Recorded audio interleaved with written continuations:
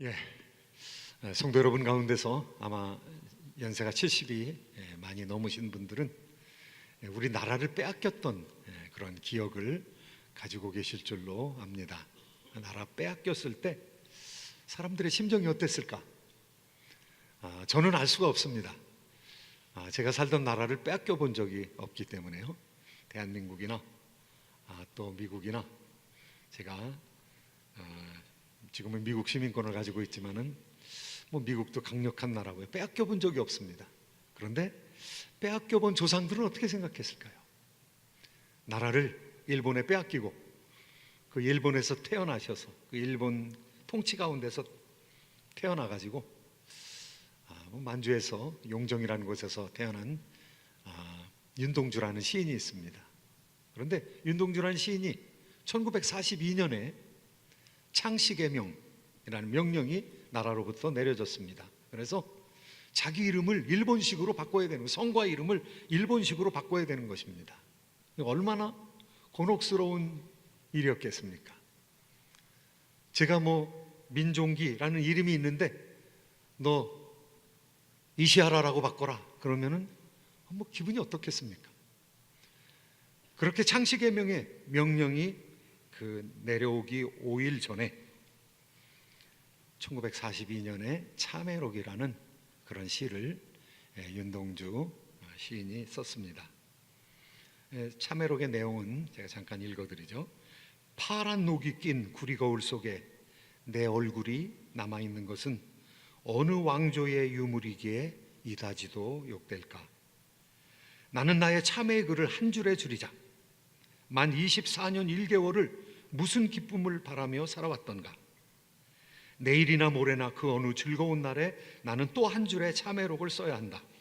그때 그 젊은 나이에 왜 그런 부끄러운 고백을 했을까? 밤이면 밤마다 나의 거울을 손바닥으로 발바닥으로 닦아보자. 그러면 어느 운석 밑으로 홀로 걸어가는 슬픈 사람의 뒷모양이 거울 속에 나타나온다. 나라가 망했는데 성까지 바꾸라 그러니까, 이름까지 바꾸라 그러니까 참회록을 쓰면서 소망의 날을 간절히 바라보았습니다. 그때가 되면 또다시 참회록을 써야 되는데 그때 그 젊은 나이에 왜 부끄러운 고백을 했을까? 지금 이렇게 좋아졌는데. 그런데 사실 윤동주 시인은 나라가 회복되는 것을 보지 못하고 죽게 되었습니다. 일본 사람들한테 아마 투약이 돼 가지고 죽었다라는 그런 이야기들이 동주라는 그런 영화에 소개되고 있습니다. 이 성경에도 나라를 잃어버린 사람의 슬픈 노래가 있습니다. 슬픈 시가 있습니다. 예레미야 애가입니다. 예레미야가 슬프다. 슬픔의 절기로부터 시작해가지고 눈물을 하도 흘려가지고 이 눈이 범벅이 되고 짓물 를 정도의 눈물을 흘렸노라고 그러면서 시를 쓰고 있습니다. 나라가 망했기 때문이죠. BC 586년에 유다라는 남조 유다가 망했습니다. 그 이전 721년에 북조 이스라엘은 아시리아한테 망했습니다. 아시리아한테 망하고 국민들이 혼혈이 되어서 이스라엘 백성들의 정체성을 잊어버리게 되었습니다. 그래서 돌아오라고 해도 돌아올 사람이 없는데 오늘 이 말씀 가운데에서는요, 이스라엘 백성들이 통일되게 된다는 것입니다. 돌아온 백성들이 통일되게 된다는 것입니다. 그들이 바벨론 땅에서 돌아올 뿐만 아니라 그 돌아온 사람들이 통일이 되어서 두 막대기가 하나가 된다는 것이죠. 북조 이스라엘은 에브라임 지파가 다스렸거든요. 그런데 그 막대기에 에브라임이라고 써라. 그리고 그 에브라임과 함께하는 10지파가 있었거든요. 에브라임 포함해서 10지파. 그 10지파의 이름을 쓰라는 것이죠. 그리고 남조 유다와 함께하는 베냐민 지파, 시므온 지파, 그리고 레위 지파, 이거 다 쓰라는 것이죠. 그리고 이걸 잡으라는 것입니다. 그럼 내 손에서 그 막대기 두 개가 하나가 될 것이다, 이렇게 말하고 있습니다. 둘이 하나가 되리라. 그럼 사람들이 물어볼 것이라는, 그게 뭐를 의미하느냐? 내 민족들이 내게 물어볼 것이라는 겁니다. 그러면 그때 내가 이렇게 대답하라. 오늘 그 대답 해답이 18절, 19절에 나와 있거든요. 같이 한번 읽도록 하겠습니다. 시작. 네 민족이 내게 말하여 이르기를 이것이 무슨 뜻인지 우리에게 말하지 아니하겠느냐 하거든 너는 곧 이르기를 주 여호와께서 이같이 말씀하시기를 내가 에브라임의 손에 있는 바 요셉과 그 짝 이스라엘 지파들의 막대기를 가져다가 유다의 막대기에 붙여서 한 막대기가 되게 한즉 내 손에서 하나가 되리라 하셨다 하고, 하나님의 손 안에서, 하나님의 손 안에서 지금 선지자가 하나님의 모습을 대행하고 있는 것이죠. 내 손 안에서 하나가 되리라 그러는데 하나님 손 안에서 통일이 이루어진다는 것입니다. 유다 백성들이 회복이 되는데요, 지난 시간에는 성령의 능력으로 말미암아 그 마른 뼈에 생기가 불어가지고 그 생기가 큰 군대가 되었는데 그 군대들이 다시 돌아오게 된다는 것이죠. 돌아와서 예루살렘을 중심으로 해서 다시 이 사람들이 거주하게 된다는 것이죠. 그리고 이전에 유다와 이스라엘이 나뉘었던 것처럼 그렇게 나뉘지 아니하고 내 손 안에서, 하나님의 손 안에서 하나가 될 것이라는 것을 보여주고 있는 것입니다. 통일된다 이렇게 얘기하고 있는 것입니다. 대한민국의 통일을 누가 바라겠습니까? 여러분 바라십니까? 대한민국의 통일을 바라십니까? 남한과 북한의 통일을 바라십니까? 간절히 바라시겠죠. 그런데 중국이 바랄까요? 러시아가 바랄까요? 일본이 바랄까요? 안 바라죠. 왜냐하면 남북이 통일되면 강대국이 되니까. 군사적으로도 강대국이요, 경제적으로도 강대국이 곧 될 것이고, 그 다음에 문화적으로도 강대국이 되니까. 그냥 잘려진 나라로, 다른 나라에 수종드는 약한 나라로 남아있기를 원하겠죠. 그런데 하나님께서 통일을 바라실까요? 저는 하나님은 100% 통일을 바라시는 분이라고 저는 믿습니다. 왜냐하면요, 하나님은 한 민족이 나누는 거 원치 아니하시거든요. 부부가 나누는 거 원치 아니하시거든요. 나뉘어져서 약해지는 거 원치 아니하시거든요. 연합하기를 원하시는 하나님이시거든요. 성삼위 하나님은 삼위일체로, 삼위 하나님께서 하나가 되신 하나님이시거든요. 연합하신 하나님이시거든요. 함께 역사하시는, 한 몸을 이루시는 하나님이시거든요. 하나님께서 왜 땅을 나누셨습니까? 죄 때문에 나눈 것이죠. 솔로몬의 죄로 말미암아 르호보암 때 나뉘어지게 된 것이죠. 죄 문제가 해결되면 어떻습니까? 죄 문제가 해결되면 하나님께서 나라를 연합시키는 것이죠. 그런데 끝까지 유다도 하나님 앞에 돌아오지 아니하였던 것이죠. 하나님의 뜻은요, 내가 온 것은 양으로 생명을 얻게 하고 더 풍성히 얻게 하려는 것이라, 더 풍성히 얻게 하려는 것이라, 연합되어서 풍성한 가운데 하나가 되기를 원하시는 100% 통일의 하나님이시죠. 문제는 우리의 죄 때문에 안 되는 것이죠. 하나님께서 어떤 통일을 원하실까요? 하나님께서 6.25 때 한 300만의 사람이 닥치고 죽고 이랬던 것처럼 수백만의 사람을 죽이고 통일하기 원하실까요? 저는 하나님께서 원하시는 것은 내 손 안에서 둘이 하나가 되리라. 강대국의 패권주의는 무서운 것입니다. 자기의 이익을, 국제정치 선상에서 이익을 계속해서 확보하려고 하니까요. 그러니까 우리가 강대국을 믿을 것은 못 되죠. 하나님을 믿어야 되는 것이죠. 우리 조상들이 그렇게 얘기했죠. 미국을 제가 미국 시민으로서 좀 안 된 얘기입니다만은, 미국을 믿지 말고 소련에게 속지 말고 일본은 일어난다. 그러니까 힘을 길러야 된다는 것이죠. 예. 대한민국 힘을 길러야 된다는 거죠. 그런데 하나님께서는 어떤 분이십니까? 하나님께서는요, 미국은 핵무기가 개발이 돼가지고 지금 한 20년이 지났는데요, 대한민국에 떨어져도 별 문제, 일본에 떨어져도 별 문제. 그런데 와싱턴까지 도착한다.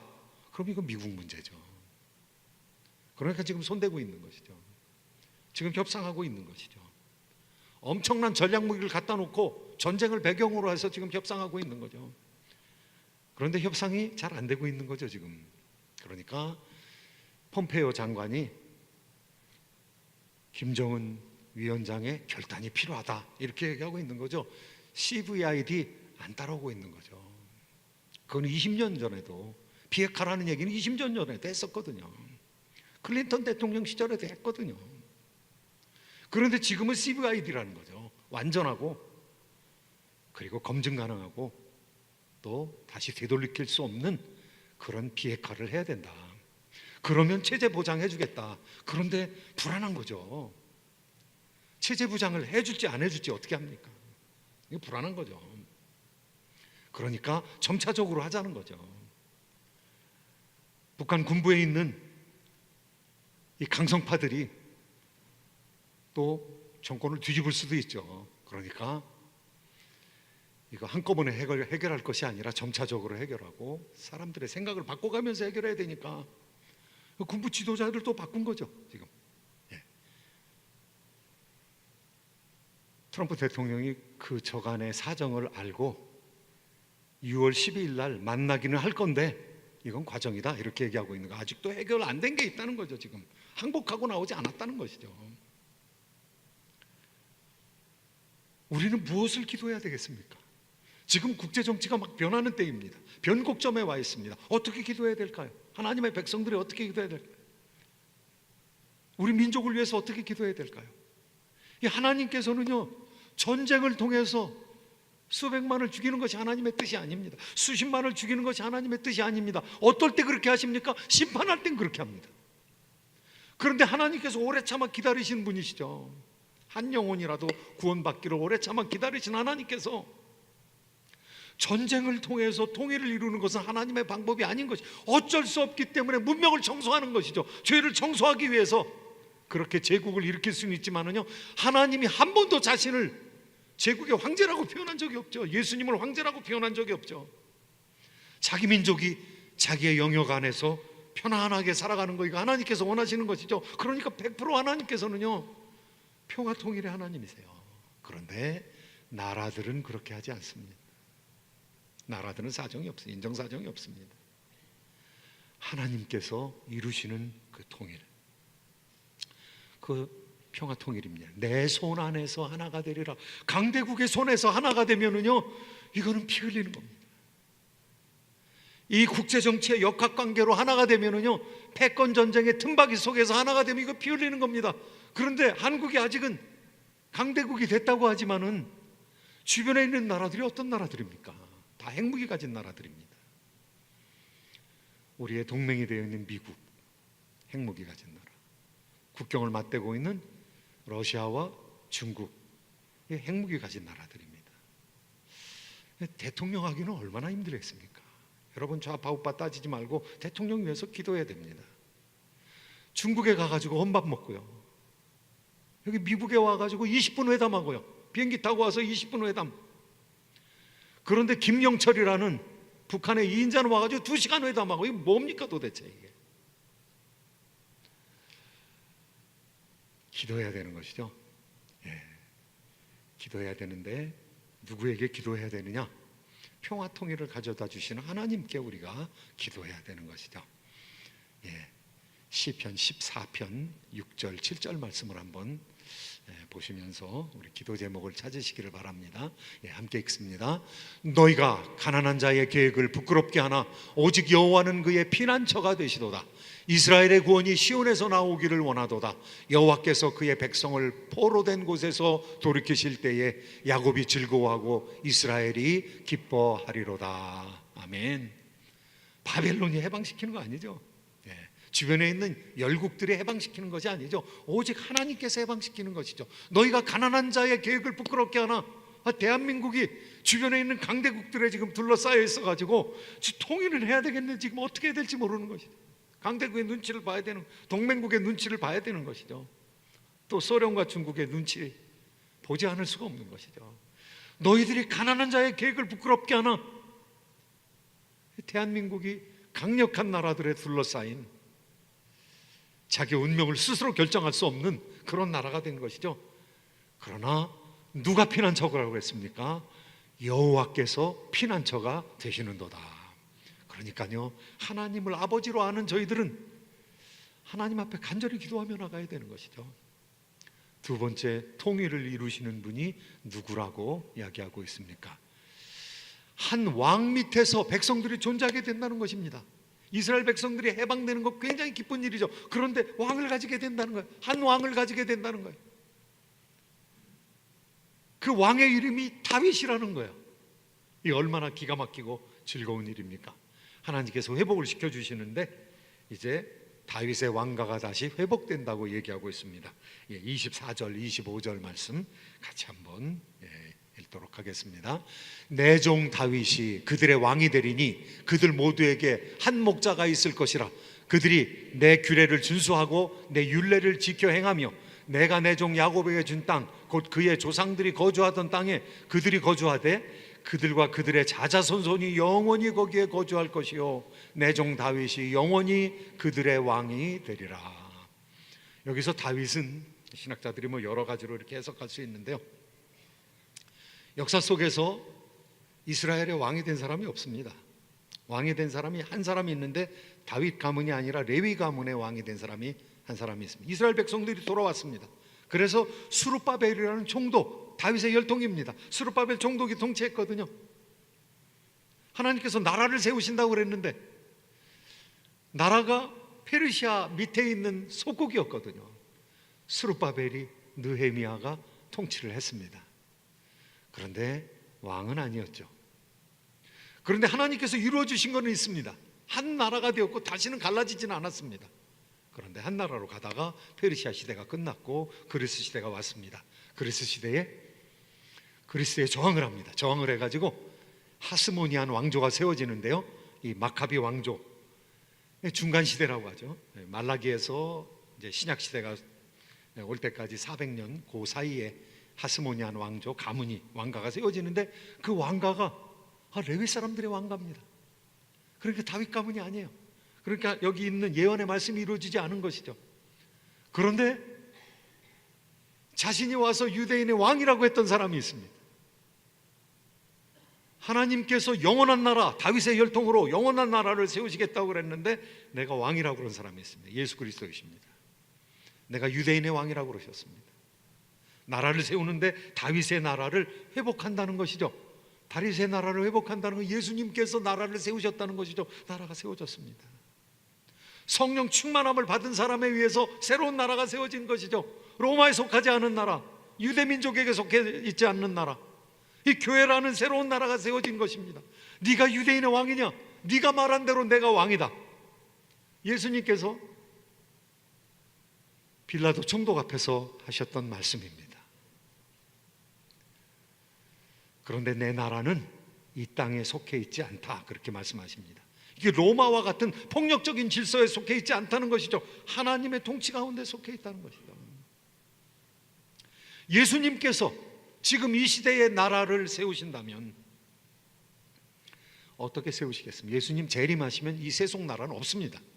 모든 나라가 그리스도의 나라가 된다고 했습니다.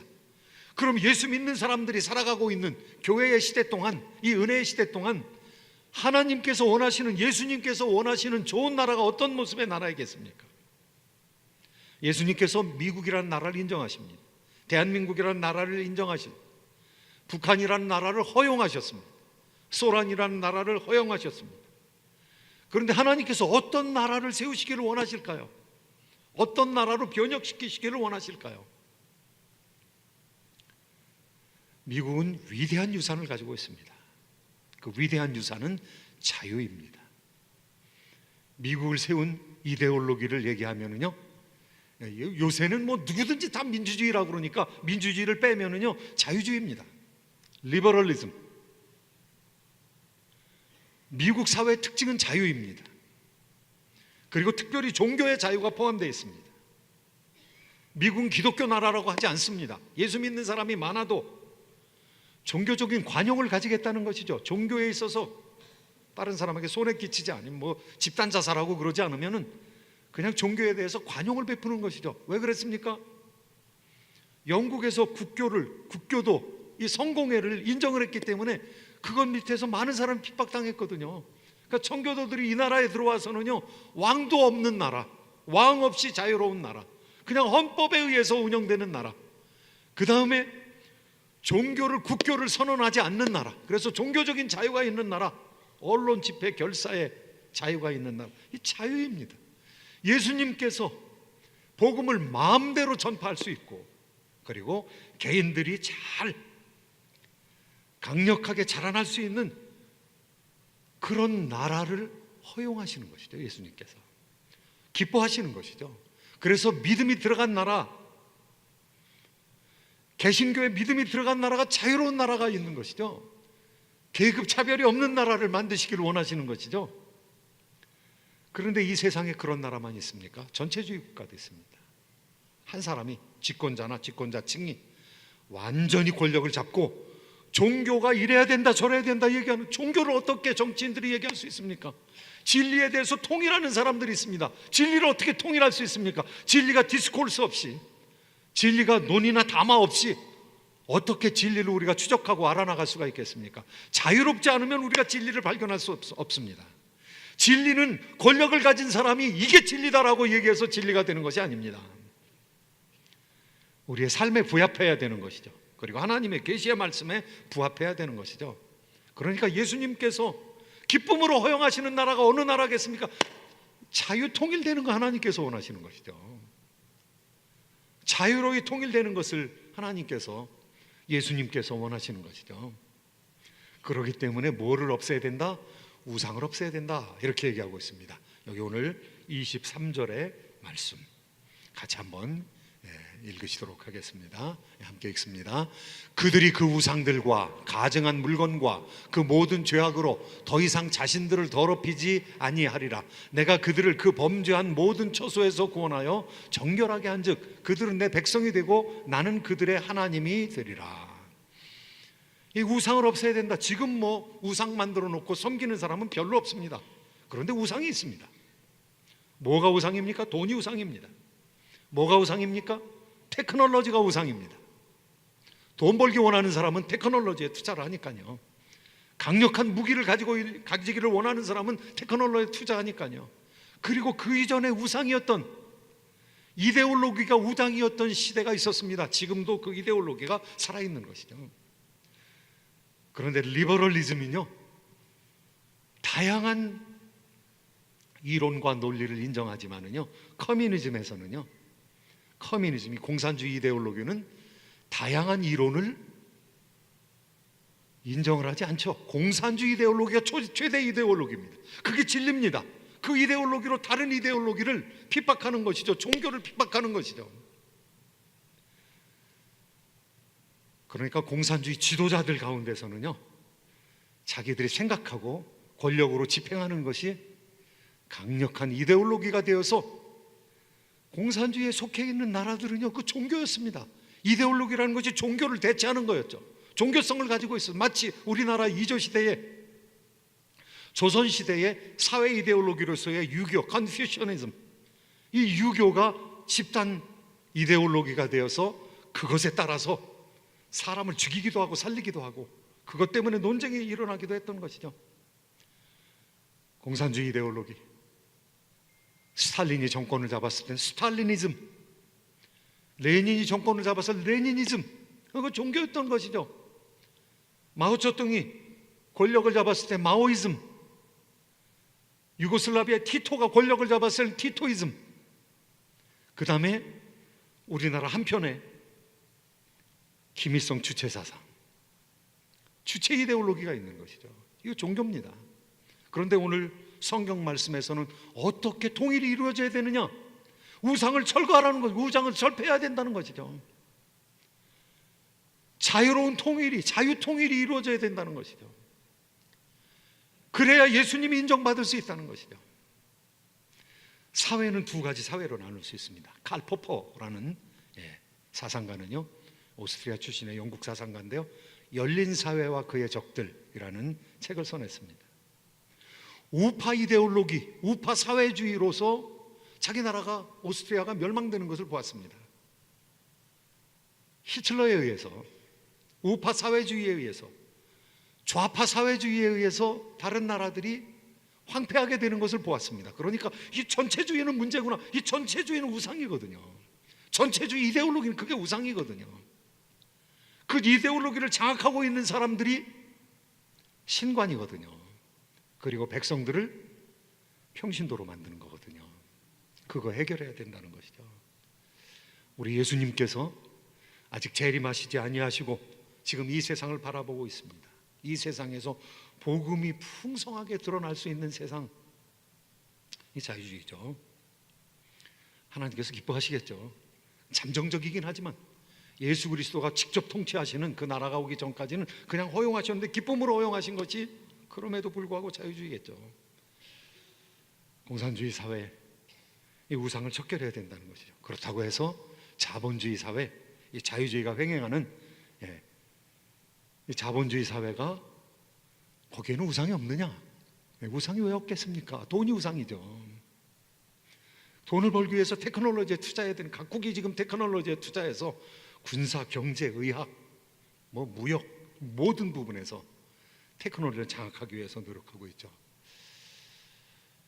그럼 우상으로부터 자유로워지는 그런 통일, 우리 하나님께서 원하시고 우리 예수님께서 우리에게 주시기를 원하는 거죠. 세 번째로는요, 그러면 하나님께서는 자유통일을 이루기를 원하시고 예수님께서는 하나님께서는 평화통일을 이루기를 원하시고 예수님께서 자유통일을 이루기 원하신다면 우리는 어떻게 해야 될까? 우리는 그냥 하나님만 믿고 가만히 있으면 되는가? 오늘 성경은 우리에게 통일은 화평의 언약을 통해서 이루어진다 이렇게 말씀하고 있습니다. 그러니까 교회가 굉장히 중심적인 역할을 해야 된다는 거예요. 왜냐하면 교회는 화평케 하는 자들의 모임이니까.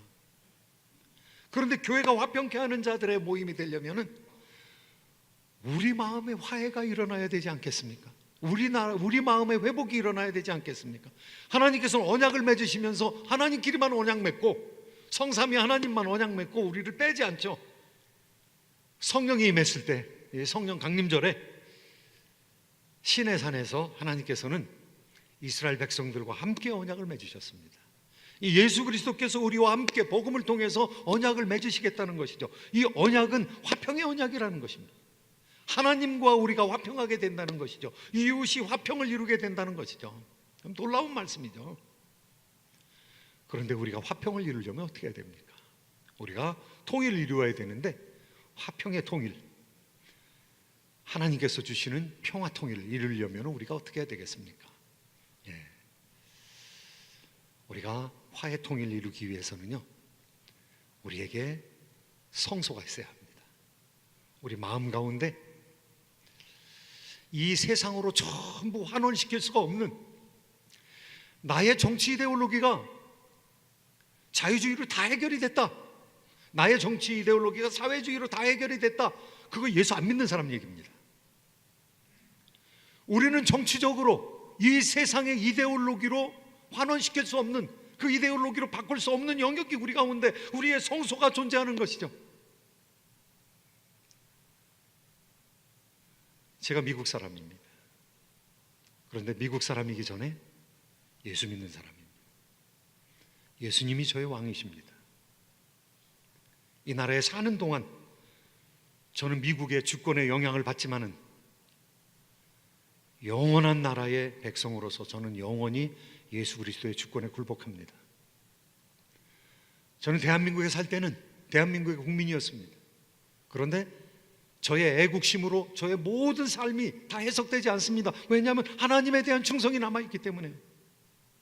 예수 믿는 사람의 특징이 무엇입니까? 예수님을 왕으로 모신다는 것입니다. 그리고 이 세상은 상대적이라는 것이죠. 여러분, 좌파입니까? 우파입니까?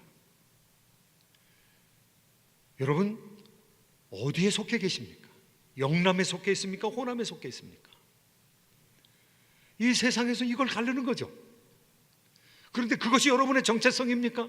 그렇지 않습니다. 여러분의 가장 중요한 정체성은 예수 그리스도를 믿음으로 말미암아 생긴 정체성입니다. 이거는 세상으로 해석이 안 되는, 세상으로 환원시킬 수 없는, 세상으로 돌려보낼 수 없는 우리의 정체성입니다. 이거 아픔으로 여러분이 깨달으셨죠.